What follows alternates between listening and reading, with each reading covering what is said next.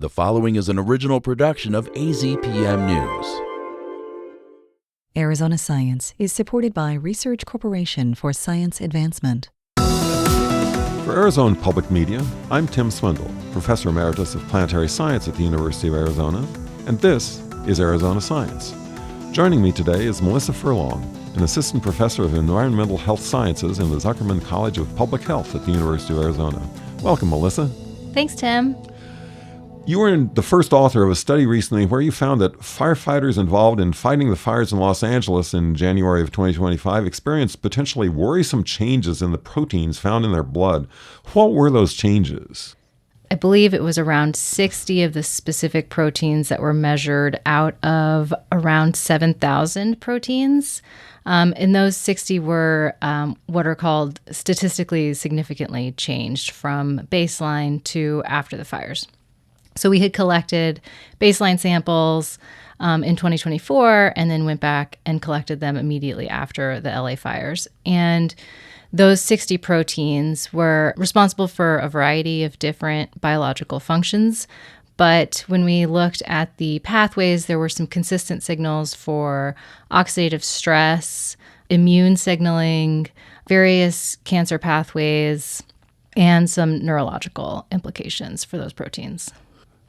How long has the idea that firefighting is carcinogenic been around? Well, I think the first papers were certainly published in the 90s, but I think, the bulk of the literature has come out in the last 25 years. So relatively recently. The determination of firefighting as a carcinogen is recent, yes. Do you have an idea whether these changes are permanent or temporary? That is a great question. We don't know if they're permanent. We hope they're not permanent. We hope that they're modifiable. We have submitted some proposals requesting long-term follow-up to see how persistent they are, but we really don't know the answer to that question. You said that this project has cancer in the name. Does that suggest that firefighters have increased instances of cancer that you're trying to figure out? Yeah, so a lot of people don't know this, but firefighting has actually been designated as a group 1 carcinogen for some certain specific types of cancers. So we know that they're at much higher risk, and we anticipate that firefighting is actually causally related to some of these cancers. What we don't know is there's a bunch of cancers that firefighting is not designated as a carcinogen for, that where the data is still out, we're still trying to figure out the links between some of these other cancers. We don't know the mechanisms specifically, so we don't know what it is, what changes firefighting is causing in the body that's leading to these cancers. And we don't know what it is specifically about firefighting that is leading to these cancers. So we know that firefighters have much higher chemical exposures, right, through the burning of everything that's in these municipal structures, and also in the wildland areas, right, they're exposed to really high levels of smoke, high levels of air pollution. They have really high heat exposures, and they also have some other risk factors like shift work can be a risk factor for cancer. There's also some other issues that are sort of prevalent in the fire service, like dietary issues. Firefighters are also tend to be a lot healthier, right? If you imagine your typical firefighter, right, you imagine like a fairly strong, robust person. So we also have to take into account that they're just a slightly healthier sample of the population, even though they are at higher risk for cancer. So how did you take baseline samples before the fires happened? Right, yeah, we couldn't see the future, but Jeffrey Burgess, who is the PI of the overall study, it's called the Firefighter Cancer Cohort Study, had gotten some funding from NIH to look at what are called wildland-urban interface fires. And those are fires that encompass both the wildland area and the urban area. And so we were collecting data in the LA area earlier, so in 2024, we were collecting what are called baseline samples, so before any major conflagration or any major response, with the hopes that we would eventually encounter a major fire, and then we could go back in and collect samples after. Is there some difference between urban fires and rural wildfires, forest fires? Yeah, so we've done some other studies. So we look at a lot of omics-based outcomes, so In this particular study, we were talking about proteomics, but we've also looked at epigenetic changes in microRNA and in DNA methylation. And we have done some studies where we compare the wildland-urban interface fires with the structural fires.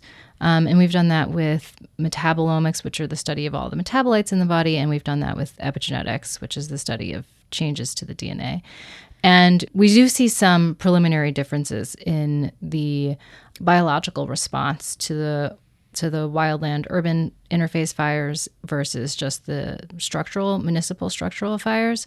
We have to replicate them. We're not super sure. We have not done enough research on the differences between the different types of fires to really pinpoint the commonalities that show up or the divergences. So that question is still being investigated, but it is actually a topic that we are looking at and exploring in some of our data. You mentioned that one of the possible causes is the chemicals that firefighters are exposed to. Are there particular chemicals that you have been studying or that are worrisome? Yeah, there's a whole bunch of chemicals that firefighters have increased exposure to. One of the classes of chemicals that we have been targeting in recent studies is a class of chemicals called PFAS, which have been in the news a lot lately for the general population. There's a lot of water contamination, and people have found it in our food supply, and it's also just generally in our environment. And PFAS has, the class of chemicals have oil and water repellent properties. So they're really nice when you want to protect from both oil and water. So they're used in nonstick pans, in waterproof clothing. They're also used in pesticides or in stain-resistant furniture. They're in a lot of just general household items. And almost everybody has detectable levels of at least one or more of these PFAS chemicals. So firefighters do have higher levels of some of these PFAS compared to healthcare workers and the general population. It's a component in some of the firefighting foams that they use, so they have higher exposure through that. It's also in their gear, although we don't know if they're actually getting internal dose of exposure from their gear. We don't know about that. It's, for whatever reason, seems to be at higher levels in the dust in fire stations. So we know that firefighters have higher exposure. We're not 100% sure what the sources of exposure are, but we are worried about PFAS in firefighters, along with a host of other chemicals. What are some of the next things that you're hoping to look at in studying the firefighters? We are continuing to look at some of the biological signatures of PFAS in the firefighters, and that's not just relevant for firefighters, but also relevant for the general population. So we would like to know some of the biological mechanisms and some of the pathways, and then maybe we can use that knowledge to help mitigate some of the effects of PFAS. We are looking to see what occupational characteristics can reduce PFAS exposures and can also improve overall health markers. So we actually have a paper that was accepted pending minor revisions that looks at different occupational characteristics of firefighters that are associated with better or higher or lower PFAS concentrations. And so there are some basic things that firefighters can do to reduce not just their PFAS concentrations, but also exposures to other environmental chemicals. And that's coming out soon.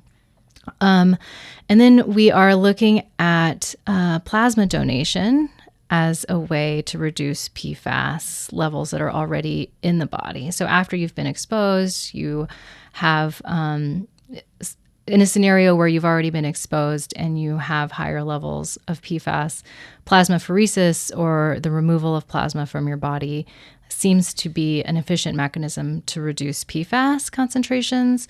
That was shown in an Australian study a couple of years ago. We're doing a randomized controlled trial right now, and the last visit for our participants, I believe, is in January. So we'll have all of that data in early 2026. And then we're looking not just at whether it reduces your PFAS, but also to see if it improves a metric called epigenetic age, which is a metric that uses little stamps on your DNA to basically give you an estimate of your biological age that is different from your chronological age. Well, thanks for talking with us. This is fascinating stuff. Thank you, Tim. Our guest today has been Melissa Furlong, who has been studying some of the effects on the bodies of firefighters of the chemicals that are released in fires. This is Tim Swindle, and you've been listening to Arizona Science. You can hear more of this conversation and others on our Arizona Science segments by going to the AZPM podcast at azpm.org.